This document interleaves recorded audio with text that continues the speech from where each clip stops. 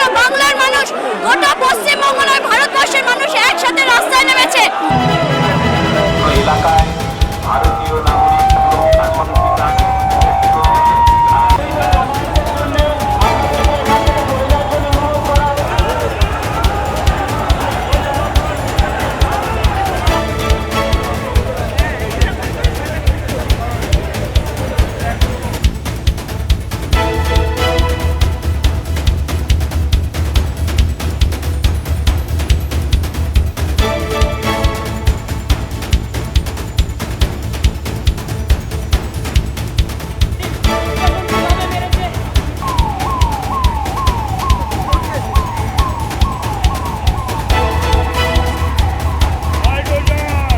বাবুঘাট, যেখানে বাবুঘাটের সামনে পুলিশের গাড়ি পুরো জ্বলন্ত আগুন লাগিয়ে দেওয়া হয়েছে। পুলিশ এগোচ্ছে, র্যাব এগোচ্ছে এবং কোনো বিচারটা দিতে পারছে না।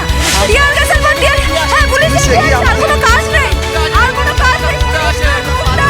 এই যে কাজ না, টিয়ার গ্যাস যতবার ছুড়েছে তাও এগিয়ে গেছে। কতবার আমাদেরও তো শরীর, আমরা তো শুধু বিচার চাইছি, ওটুকু দিতে পারছে না ওরা।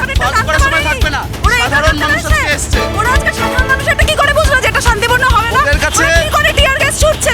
রাজ্যে করে হলো তখন খবর পায়নি ওরা। প্রমাণ লোপাটের চেষ্টা, মুখ্যমন্ত্রী ভয় না থাকলে আসুক, আসুক মমতা ব্যানার্জি নিজে নামুক। আমাদের এক কথাই দাবি, মুখ্যমন্ত্রীকে পদত্যাগ করতে হবে, সঠিক দোষীর শাস্তি চাই। আরজি করে যে বিশৃঙ্খল অবস্থা চলছে সেটার পর্দাফাশ করতে হবে, কাউকে বাঁচালে চলবে না। আন্দোলন চলবে, আন্দোলন আমরা তো চলবে। পেছাচ্ছি না, দেখুন পুলিশ ওখানে। আমরা পেছাচ্ছি না। অত্যাচার করেছে তাদের দিদিরা, আমরা আন্দোলন